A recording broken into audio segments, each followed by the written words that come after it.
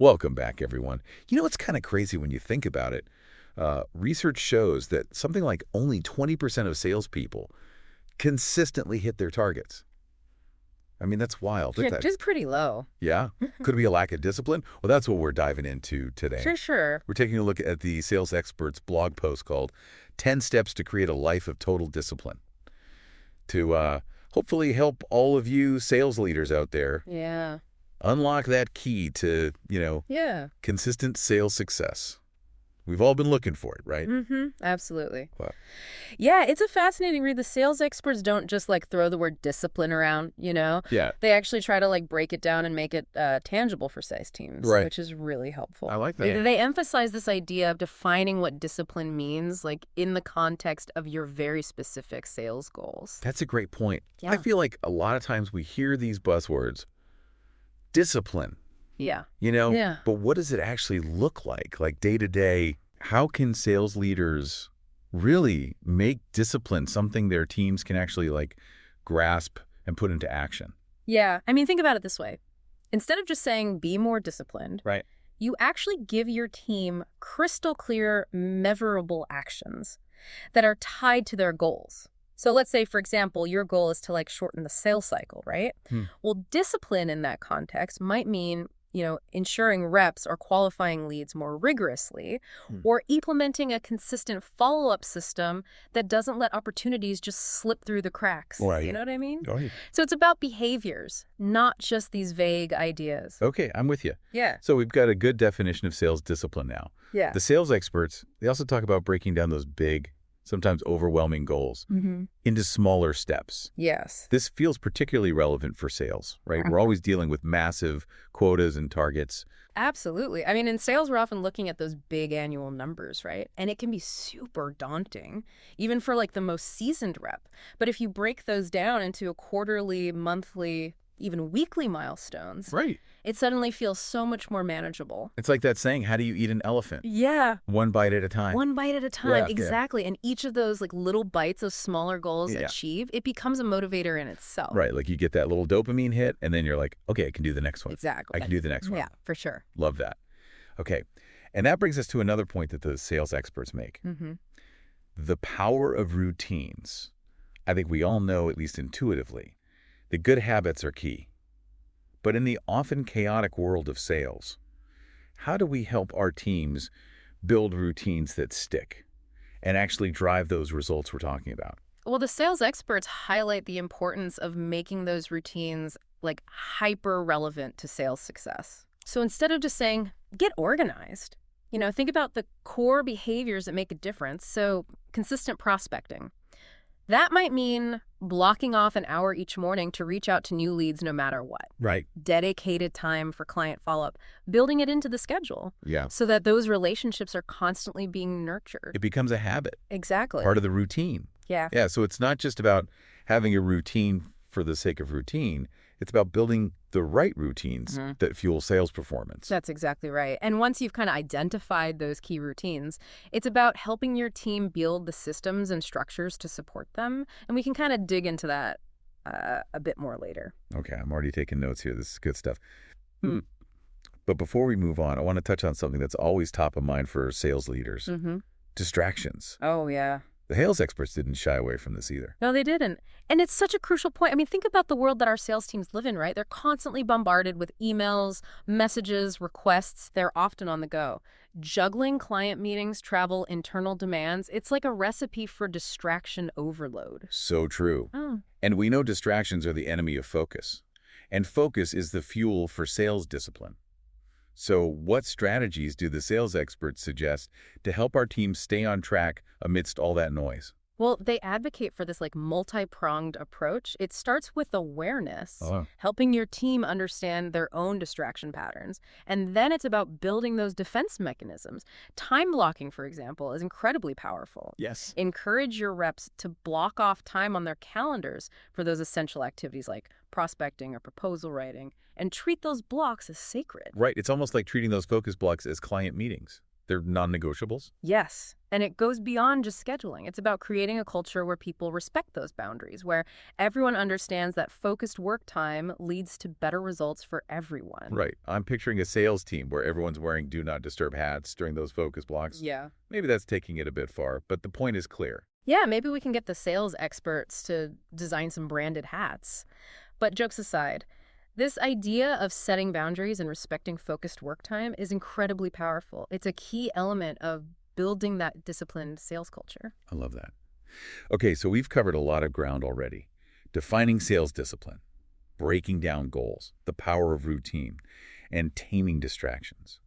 Are we ready to dive into some more specific strategies from the sales experts? Absolutely. Let's get even deeper into the nitty-gritty of how to cultivate that discipline muscle within our sales teams. All right, let's do it.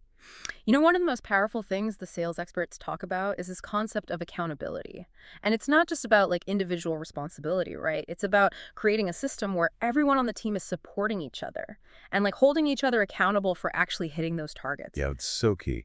And I think it's something that a lot of sales leaders really struggle with. Yeah. And how do we move beyond those kind of like generic check-ins Right. and actually build a culture of true accountability within our teams? Yeah. The sales experts suggest a few really practical things here. One is implementing peer accountability mechanisms. So like imagine creating these small sales pods where team members are sharing their goals, their progress, and even their challenges with each other. They can offer support, encouragement, even a little bit of healthy competition to keep each other motivated. Right. It's like building those mini support systems within the larger team. I love that. Exactly. And it takes some of that pressure off of the sales leader, from having to be that sole source of like motivation and accountability. And it builds camaraderie and trust within the team too. Totally. The sales experts also talk about the importance of regular team meetings Mm-hmm. as a forum for accountability. Yeah. But let's be honest, we've all been in those meetings that feel like a total waste of time. Yeah. So how do we make sure those meetings are actually productive and driving that accountability we're looking for? It's all about structure and purpose. So instead of just going around the room and giving updates, like, oh, I did this and I did that. Yeah. And make those meetings about analyzing progress against goals, brainstorming solutions to roadblocks, and celebrating wins together. Maybe one week the focus is pipeline review. The next week it's sharing best practices for overcoming objections. Keep it dynamic and focused on action. So it's about making those meetings less about reporting and more about like collaborative problem solving and strategy. Exactly. And when you do that, the accountability kind of becomes almost organic. Everyone's invested in the team's success and they're actively working together to achieve it. I love that. Uh-huh. Okay, so we talked about accountability. We talked about systems. But let's be honest.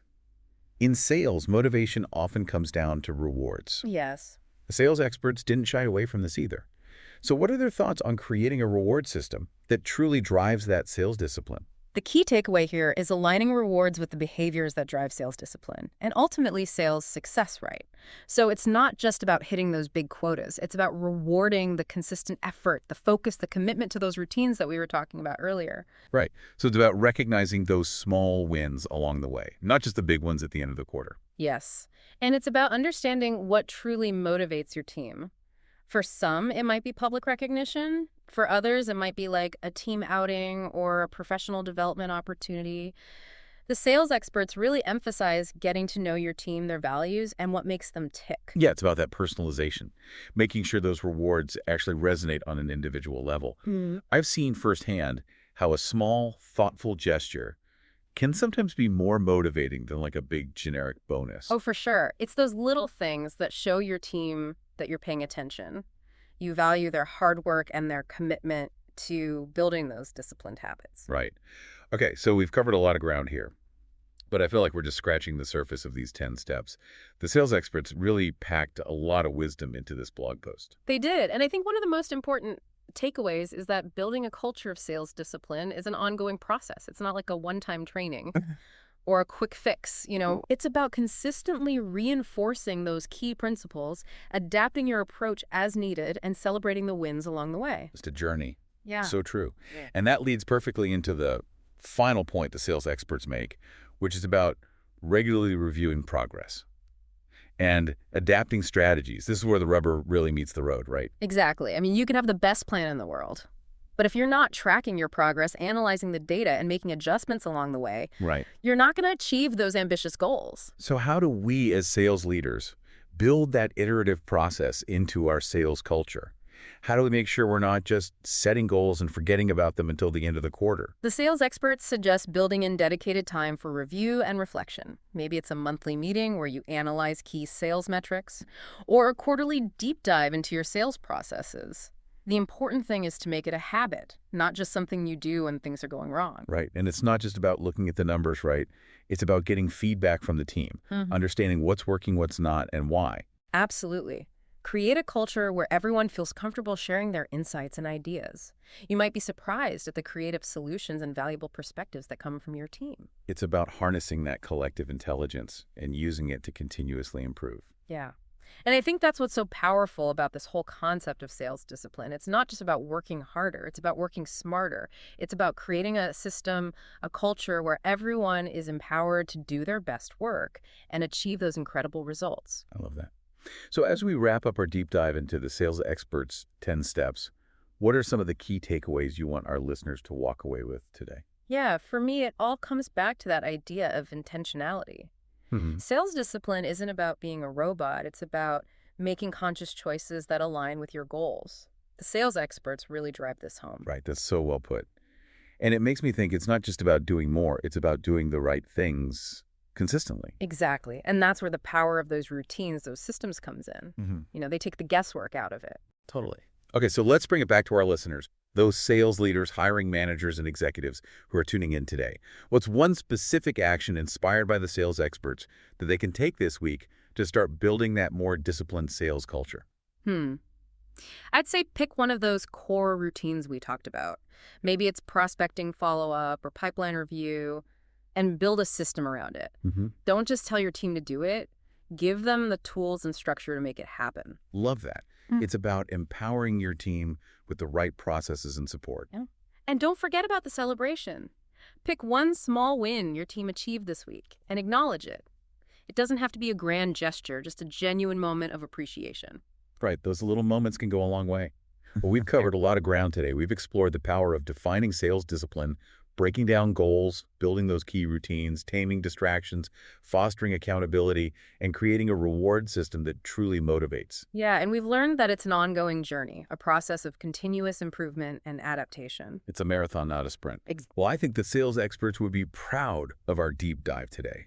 For our listeners who want to go even deeper, we highly encourage you to check out their blog post, 10 Steps to Create a Life of Total Discipline. It's packed with even more insights and practical advice. And remember, sales success is within reach when we approach it with intentionality, discipline, and a commitment to building a culture that supports those goals. Couldn't have said it better myself. That's it for our deep dive today. Thanks for joining us, and we'll see you next time for another insightful exploration of the world of sales leadership and performance.